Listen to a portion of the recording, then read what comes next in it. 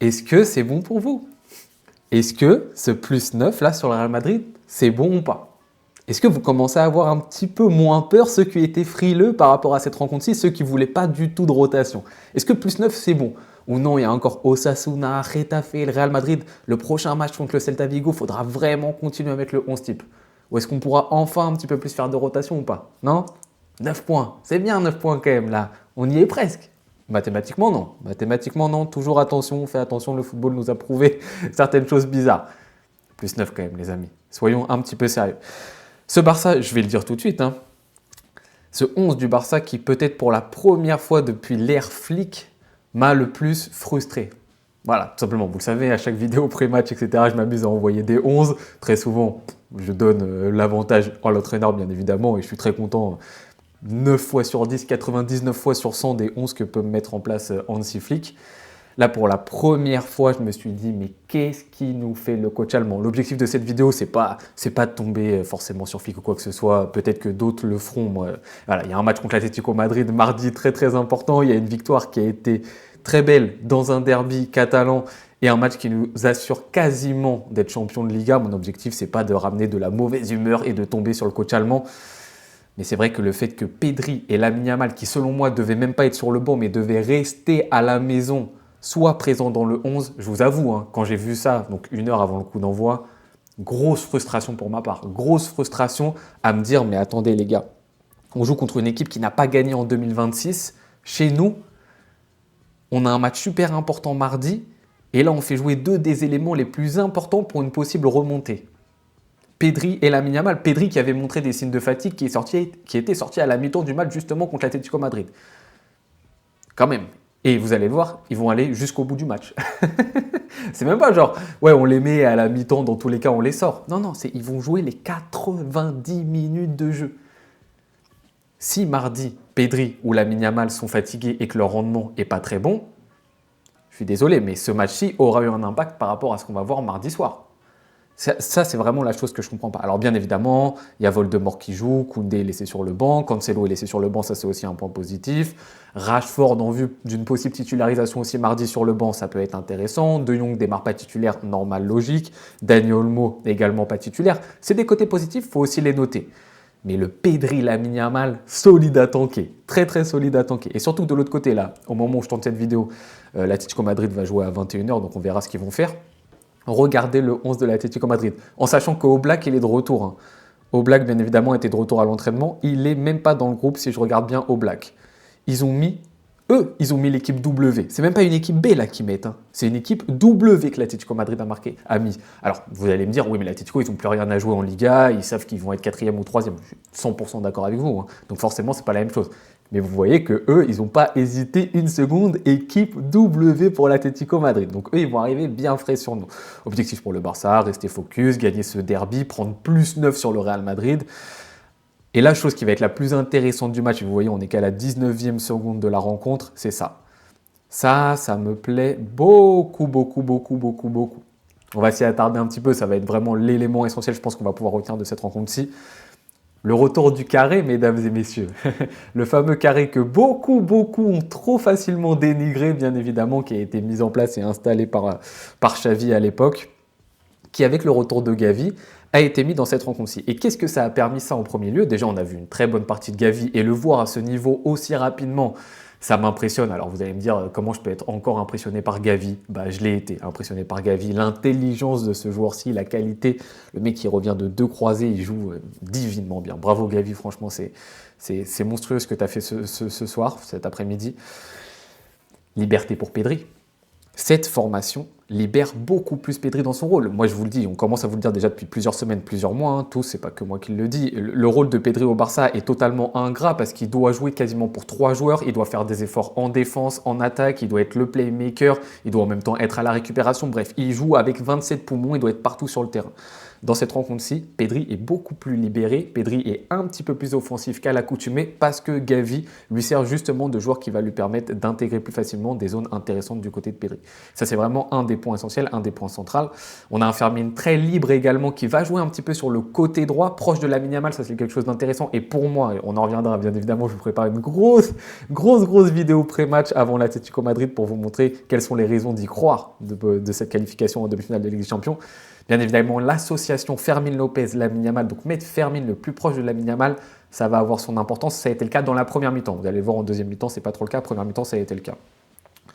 Côté FC Barcelone, bon, bien évidemment, match dans lequel on a la possession. On revoit un petit peu ce carré, une nouvelle fois, qui est présent encore plus proche ici. Pedri proche d'Eric Garcia, avec Fermin qui est présent ici, et Gavi là. Le fameux carré est ici. Le Barça en possession, en contrôle, et but à la 10e minute de jeu de Ferran Torres, qui célèbre une nouvelle fois en faisant des chutes comme ça aux oreilles. Mais ce joueur-ci n'a honte de rien. Ferran Torres n'a honte de rien. Le mec marque contre une équipe qui n'a pas gagné en 2026, est considéré comme un joueur qui est devenu remplaçant dans une année où Lewandowski a 47 ans et Lewandowski est nul.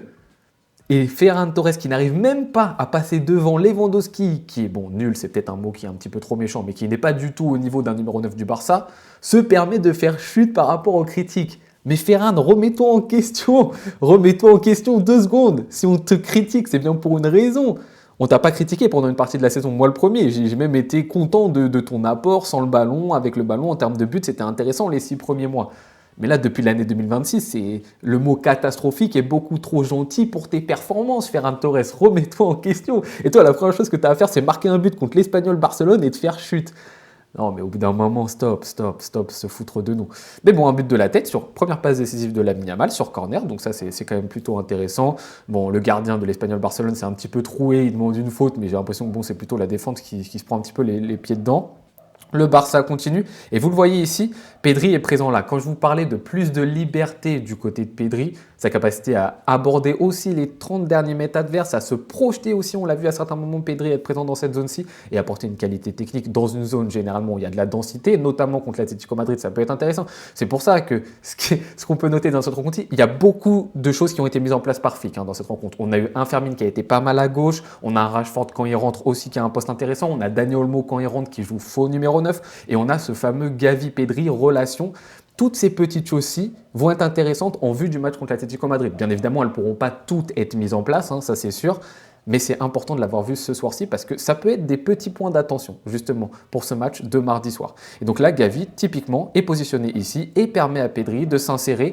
Tu crées de la mobilité, tu crées de la polyvalence, tu crées du dépassement de fonction de certains joueurs et tu fais en sorte que l'équipe en face ne sache pas trop lire ton jeu en faisant ça, donc c'est plutôt intéressant. On continue avec le FC Barcelone, on voit que ça permute, on voit que ça bouge, Pedri vient ici un petit peu plus décrocher et c'est Gavi qui lui va prendre cet espace-ci, toujours se Fermin un petit peu plus haut, proche de Lamine Yamal, c'est intéressant, on défend limite à 3, c'est ce qu'on risque de voir aussi contre l'Atlético Madrid, et ce Barça avance, toujours le carré, regardez là, je vous mets plein de photos pour vous dire que c'est pas juste sur une action qu'on l'a vu le carré, il est encore une fois présent ici, tu crées un espace, on l'a dit et on en a parlé beaucoup de youtubeurs, on en parlait, créateurs de contenu, Albert Blayat Sansat, j'en parlerai dans ma vidéo pré-match, j'en reparlerai de lui parce qu'il a sorti des vidéos très intéressantes sur le jeu intérieur du FC Barcelone. Donc si vous voulez aller regarder déjà ces vidéos, c'est des préambules par rapport à la rencontre encore une fois de mardi soir. Un manque de jeu intérieur du côté du Barça, un manque de troisième milieu central si vous voulez, parce qu'en fait le numéro 10 n'est pas considéré comme un milieu central du côté du FC Barcelone, donc ce troisième relayeur. Bon, vous savez que je suis un fan du 4-3-3 et que j'appelle au 4-3-3 depuis maintenant plusieurs mois, plusieurs années du côté du Barça, le retour au 4-3-3, ça va en ce sens-ci, rapporter un troisième réel milieu, soit relayeur, soit numéro 6, ça peut être intéressant. 2-0 du côté du FC Barcelone, doublé de Ferran Torres, doublé de passes décisives à travers Lamine Yamal, qui nous bien évidemment nous congratule une nouvelle fois d'un extérieur du pied, comme il aime les faire dans cette petite zone un petit peu demi-espace droit. Ferran Torres, très bon appel. De toute façon, dans les appels, Ferran Torres est souvent assez intéressant quand même, qui va un tout petit peu dévier le ballon et ça va tromper le gardien. 2-0, donc belle finition. Voilà. La question d'Omar, c'était est-ce que finalement, si Ferran Torres dévie le ballon, ne dévie pas le ballon, il y a quand même but ou pas? Question très intéressante. Côté Barça, bah voilà, ça devait arriver. Gérard Martin s'est blessé. Alors encore une fois où je fais la vidéo, j'ai peut-être pas de news, on aura des nouvelles ce soir je pense, ou demain plus précisément sur l'ampleur de la blessure de Gérard Martin. Mais voilà, Gérard Martin était un élément que j'avais pas mis dans mon 11. Justement, j'avais mis Cubarsí et Voldemort ensemble pour éviter ce genre de situation.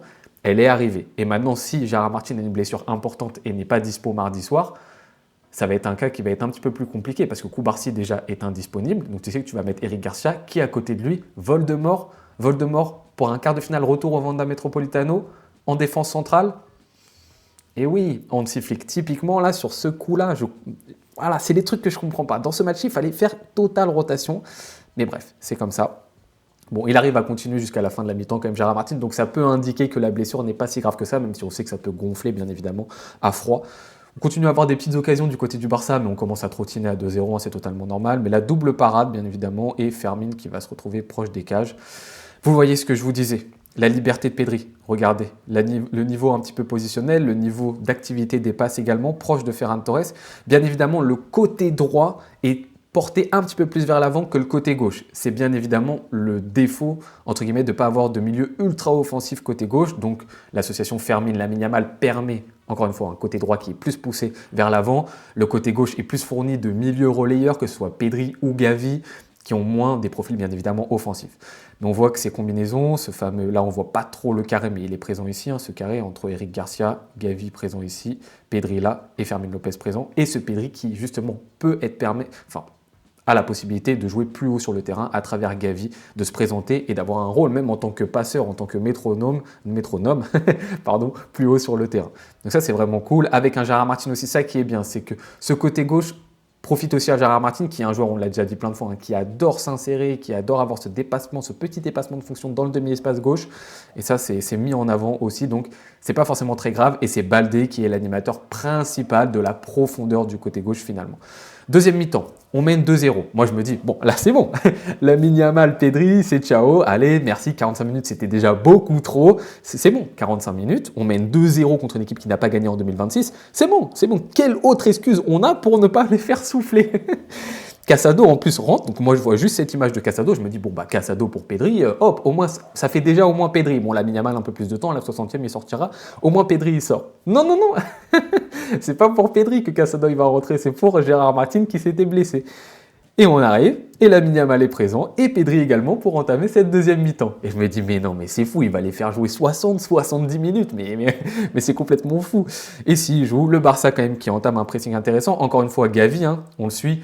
Pour le pressing, est-ce que c'est une surprise de dire que Gavi est intéressant dans un pressing? Non, c'est pas une surprise, mais bien évidemment qu'on le garde en tête pour l'Atlético Madrid également, ça a son importance. On va Fermin également, abattage physique intéressant, et même c'est Ferran Torres qui est le plus derrière pour être présent sur ces pressings. Donc ça, tactiquement aussi, à garder en tête. Lamine Yamal, la deuxième mi-temps, il monte d'un niveau encore une fois. Là, il fait fin de frappe, crochet, dans la surface de réparation. Regardez là, à la fin de la situation, alors qu'il est encore une fois passé entre 10 500 joueurs, on ne sait pas comment il fait, entre les jambes de tout le monde. Regardez tous les joueurs qui sont présents autour de Lamine Yamal avec ce zoom-ci.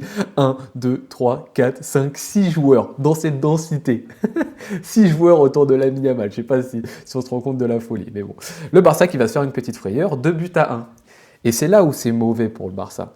Donc cette égalisation, un petit peu dans la surface de réparation, aux abords, très belle frappe. Hein. Très belle frappe qui va trouver le petit filet de Johan Garcia ici, qui ne peut pas trop intervenir. La frappe est magnifique. Et là, tu te dis, bah là, il y a 2-1. Et donc là, on n'a pas envie que l'Espagnol revienne au score. Et donc du coup, tes joueurs, tes cadres, t'as pas envie de les sortir. Donc Pedri et Lamine Yamal, que tu pouvais sortir à la 45e minute de jeu à la première mi-temps, tu ne peux pas les sortir parce que tu te dis, bah, il peut y avoir 2-2. C'est un peu la difficulté. L'Espagnol Barcelone va mettre un petit temps de pression hein, quand même pendant 5-10 minutes. On se dit bon, l'égalisation ça va pas être loin. On reprend quand même le tempo. Au bout d'un moment, c'est intéressant. Joao Cancelo va entrer en jeu. Et oui, Joao Cancelo pour Baldé, parce que c'est la priorité de faire souffler Baldé, bien évidemment. Hein, c'est la priorité du Barça en ce moment, de faire en sorte de reposer Baldé. Ouais, Baldé a besoin de beaucoup de repos. Bref, c'est le changement qui est fait.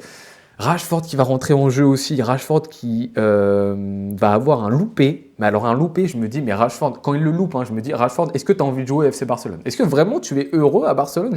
Alors d'ordinaire, j'aurais pas du tout douté de ça. Mais là, cette action, il reçoit un magnifique ballon d'Eric Garcia. Mais alors, le ballon d'Eric Garcia, la passe magnifique, il n'est pas hors jeu. Il met 657 ans à tirer, aussi lent que Lewandowski, alors que c'est pas le même âge. Et derrière, il te lâche une frappe molle du pied droit. Et la finition, Rashford, va falloir se réveiller. Parce que peut-être, je dis bien, j'en sais rien encore, il va falloir pas mal de temps de réflexion. Tu es dans mon 11 type pour l'Atlético Madrid. Mais par contre, l'Atlético Madrid va falloir être réaliste. Il va pas falloir faire comme au match aller où tu as essuyé beaucoup de critiques et à juste titre par rapport à ton réalisme. Et là, cette action aussi, c'est compliqué pour toi. Nouveau remplacement du côté du Barça. Est-ce que Pedri, j'allais dire Xavi, est-ce que Pedri est remplacé? Est-ce que Lamine Yamal est remplacé? Non. C'est Ferran Torres qui est remplacé pour Daniel Olmo. Bah oui, Ferran Torres a besoin de repos, bien évidemment. C'est la priorité du Barça que Ferran Torres ait du repos. Le Barça qui passe à ça de l'égalisation. Et là, on aurait été bête d'avoir mis les deux cadres, Pedri et Lamine Yamal titulaires, et de se faire égaliser et de même pas aller chercher la victoire. Ah, ça aurait été ballot quand même du côté du Barça. On passe vraiment à ça de cette situation d'égalisation. Dernier changement pour le Barça, alors qu'on aurait pu se dire, bon, allez, les 10 dernières minutes, un Lamine Yamal ou un Pedri. Non, jusqu'au bout, ils vont rester sur le terrain. Et c'est Fermín López qui va sortir pour Frenkie de Jong. Alors très content que Frenkie de Jong ait un petit peu de minutes, joueur qui va être lui alors essentiel pour le match au Wanda Metropolitano. Mais Pedri et Lamine Yamal, c'est jusqu'au bout les amis, c'est jusqu'au bout, tout droit. Lamine Yamal qui nous fait kiffer quand même en fin de match, hein, là le long de la ligne, en fait la ligne de touche aussi pour Lamine Yamal, c'est un partenaire limite, c'est magnifique ce qu'il arrive à faire là sur cette action, il élimine encore une fois 2-3 joueurs, bref c'est totalement fou. Et à la 87e, but pour Lamine Yamal, donc 2 passes décisives, but à ce moment-là pour Lamine Yamal, totalement fou, très bon travail de Casado, Marc Casado qui était rentré, j'ai oublié de le souligner, ici, qui va se défaire d'un joueur, qui va se tourner vers le but et qui va envoyer Lamine Yamal dans une position qu'il commence à connaître cette saison, cette position un peu axiale où il prend la profondeur, on lui a souvent reproché de ne pas prendre la profondeur. À certains moments, il peut le faire. Et en fait, il va y avoir une sorte de cafouillage ici avec le gardien, si vous voulez, voilà, qui va profiter à Lamine Yamal. En vrai, c'est un contre-favorable, si on dit la vérité. Et Lamine Yamal qui se retrouve à célébrer, limite à la Paoletta, si vous avez la référence, juste avant de marquer le but. Tout content, voilà, de marquer dans les cages vides, d'un extérieur du pied quand même. Comme ça, dans les statistiques plus tard, ça comptera comme but de l'extérieur du pied de la part de Lamine Yamal. Quand plus tard, dans sa carrière, on verra toutes les zones de frappe dans lesquelles il a marqué des buts. Ça sera assez intéressant. Extérieur du pied pour Lamine Yamal, mais dans le but vide quand même. Et ensuite, le Barça qui enchaîne, allez, 4 buts 1, Rashford qui y va de son but également. On est content quand même pour l'anglais, en espérant que ça le mette en confiance pour le match contre l'Atlético Madrid. Encore une fois, super. Alors, il n'est pas passeur décisif cette fois-ci, il est avant-dernier passeur décisif, Lamine Yamal. Donc, 2 passes décisives, 1 but, avant-dernier passeur décisif, quand même en masterclass du prodige espagnol. Passe dans la profondeur pour Frenkie de Jong. Tiens, Frenkie de Jong en projection, qui se projette. Mais c'est bizarre. Qui dit depuis un nombre de temps conséquent que Frenkie de Jong est beaucoup plus intéressant et utile en tant que numéro 8 de projection et qui serait génialissime en tant que relayeur dans un 4-3-3 et que c'est super quand il se projette et qu'il est dans la surface de réparation? On se demande. Et Frenkie de Jong qui se projette, qui encore une fois, Frenkie de Jong aime bien faire ça, c'est-à-dire dribbler le gardien et attendre 4-5 secondes à peu près. Bon, c'est pas 4-5 secondes, c'est 2-3 secondes, mais c'est énorme, hein, 2-3 secondes dans la surface de réparation. Et il attend de voir tous ses partenaires qui vont se projeter. Tiens, à qui je vais bien pouvoir faire la passe. Et je pense qu'il veut servir Rashford, peut-être qu'il veut servir Pedri, mais le ballon va arriver au deuxième poteau, très bonne passe de Jong. Et Rashford qui a un geste qui ressemble beaucoup à ce qui s'est passé contre l'Atlético Madrid, il a un geste qui est similaire, qui va passer très proche des cages, et cette fois-ci qui va trouver le petit filet côté Rashford. Et le Barça va s'imposer 4 buts à 1 contre l'Espagnol Barcelone dans ce derby. Le Barça prend 9 points d'avance sur le Real Madrid. Gain de confiance avant ce match de Ligue des Champions. Maintenant, full repos, full dernier entraînement avant ce gros match de Ligue des Champions. Mesdames et messieurs, on va se retrouver très bientôt pour la vidéo pré-match. J'espère que vous serez vraiment présents parce que ça va envoyer du lourd. On va se donner tous les moyens de revenir au score pour un match qui risque peut-être d'être historique côté Barça. On va être full concentré. La Liga, c'est quasi acté. C'est pas encore fait mathématiquement, mais quasi acté. Mesdames et messieurs, merci beaucoup d'avoir suivi ce débrief. On se retrouve très bientôt pour une nouvelle vidéo. Je vous souhaite bonne journée ou bonne soirée en fonction de quand est-ce que vous la regardez. À tout bientôt. Ciao.